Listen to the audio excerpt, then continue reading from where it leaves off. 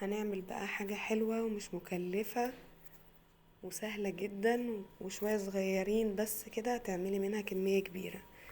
شوية قمح وشوية رز صغيرين ونقعتهم 3 ساعات كده، ودلوقتي بقى هسلقهم. وبعد ما اتسلقوا كده والقمح بدأ يتفتح كده رحت حاطة السكر بتاعي وفانيليا وهقلبه عشان السكر يدوب، وهنزل باللبن كده. حطيت سكر ولبن،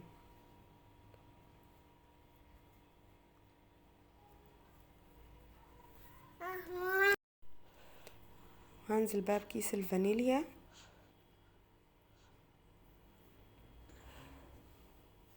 وطفيت عليها بقى علشان الفانيليا ما تروحش منها.